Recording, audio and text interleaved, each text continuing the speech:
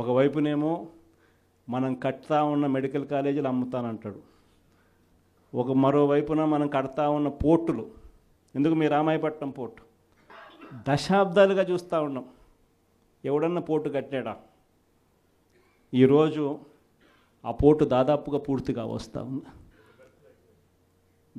Port పూర్తిగా వస్తూ ఉంది. సముద్రంలో నుంచి షిప్ కూడా తీసుకొని రావచ్చు.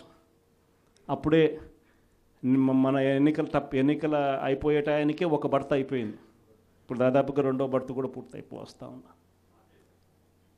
ఇలాంటి పోర్టులు రాష్ట్రం మొత్తం మీద మనం రాకమునుపు 4 ప్రదేశాలలో 6 పోర్టులు కడతా ఉంటే మన 5 ఏళ్లలోనే మనము మరో 4 పోర్టులు కట్టడానికి శ్రీకారం చుట్టాం. అవన్నీ ఇప్పుడు అమ్ముతాడట చెనిక్కాయలకు బెల్లాలకి. ఈ పోర్టులు కూడా అంతే, ఈ మెడికల్ కాలేజీలు కూడా అంతే. ఇది సంపద సృష్టి అని అంటారు.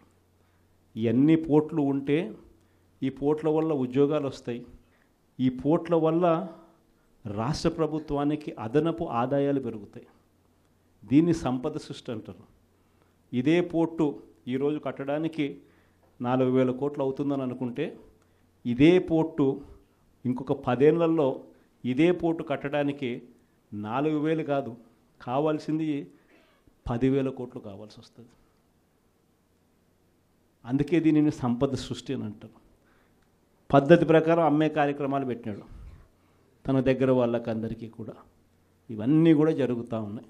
కాబట్టి మనందరినీ కూడా నేను కోరేది ఏంటంటే, అందరూ ఇక పోరుబాట పట్టాల్సిందే. మనం నేను వెలుగొండ ప్రాజెక్ట్ పూర్తి అయిపోయింది. 2 టన్నులలో నేను ప్రయాణం చేసి ఈ పక్క నుంచి ఆ పక్కకు 2 టన్నులు పూర్తి అయిపోయినట్టుగా జాతికి కూడా అంకితం కూడా చేశాం. 2 టన్నులు పూర్తి అయిపోయినాయి. నల్లమల సాగర్ ప్రాజెక్టు రిజర్వాయర్ కూడా అయిపోయింది.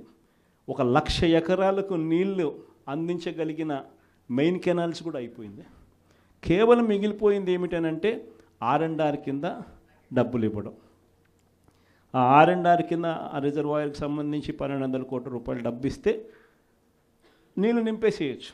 అదొక్కటి మాత్రమే ఇప్పుడు చేయాలి అని చెప్పి, ఈ సంవత్సరం చేయాలి అని చెప్పి పోస్ట్పోన్ చేసినాం. ఈ సంవత్సరం చేయాలని అక్టోబర్ లోపల, అంటే జూన్ నుంచి అక్టోబర్ మధ్యలో చేసేసుకొని అక్టోబర్లో నీళ్లు నింపడానికి మనం పూర్తి చేసిన ప్రాజెక్టును ఈ రోజుకి అంతే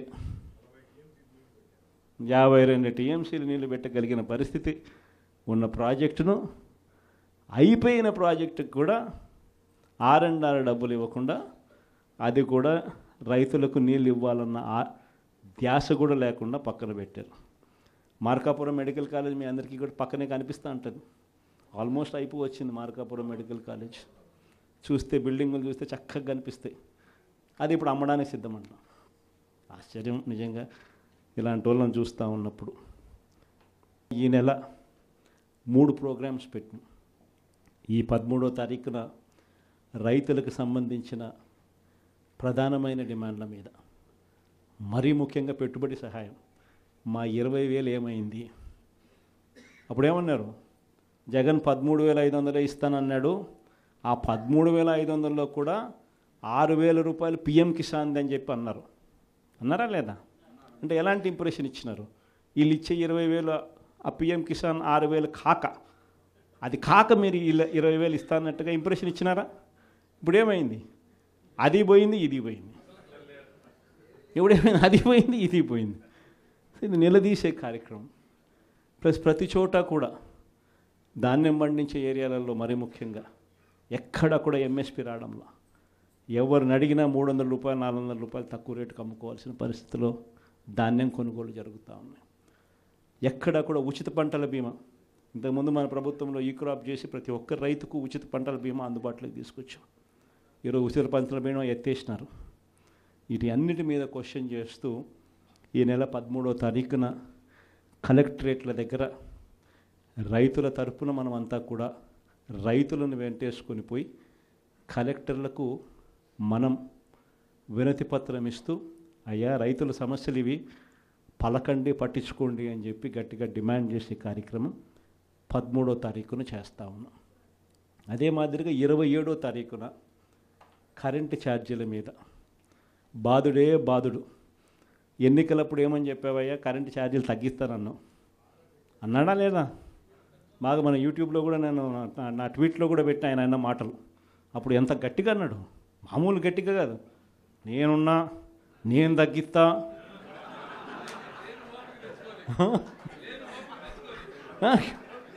అన్న మాటలన్నీ కూడా మామూలు మాటలు కాదు.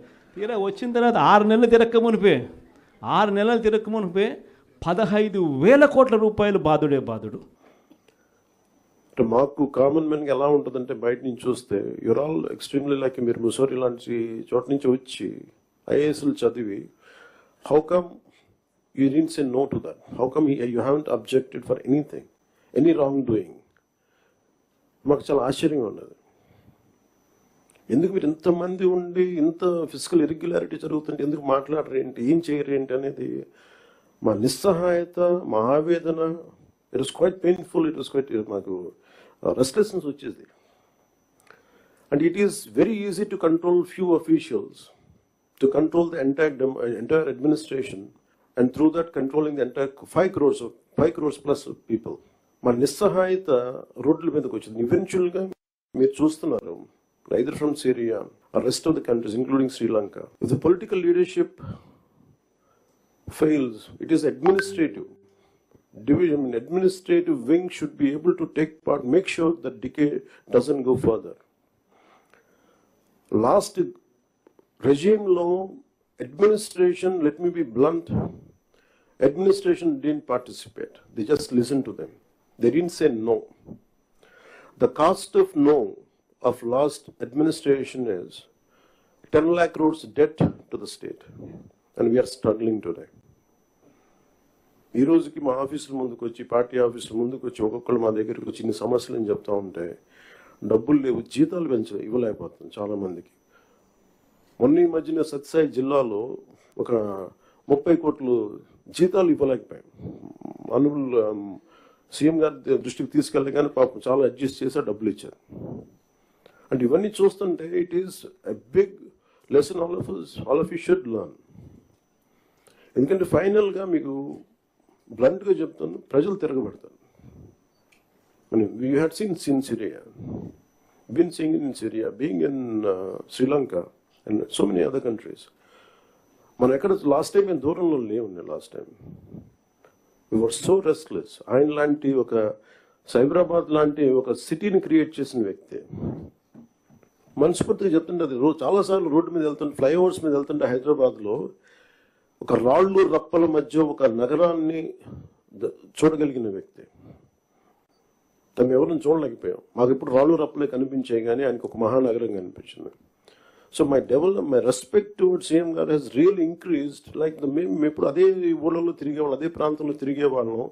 And all his administrative ability, కొన్ని అడ్జస్ట్మెంట్స్ తప్ప కొన్నిసార్లు కొన్ని పాత జీవోస్ కావచ్చు, కొన్ని old rules and regulation restrict చేయొచ్చాము, కానీ వాటిని మధ్యలో బ్యాలెన్స్ చేసుకుంటా ఆయన స్టేట్ని, యూనిఫైడ్ స్టేట్ని ఆయన తీసుకొచ్చిన విధానం కానీ, ఇప్పుడు ప్రజెంట్ స్టేట్కి అప్పులు, వారసత్వంతో అప్పులు, కష్టాలు, ఇర్రెగ్యులారిటీస్తో వచ్చిన ఈ రాష్ట్రం కానీ, ఆయన లీడర్షిప్లో కొనసాగాలి అంటే all of you have to we need your support. ఇది more than I'm begging you and requesting you, it is your fundamental responsibility. Last time మేము ఎన్ని చూస్తామంటే, ఇఫ్ కలెక్టర్స్ కూడా కానీ, for example in Kakinada there were 3 check post.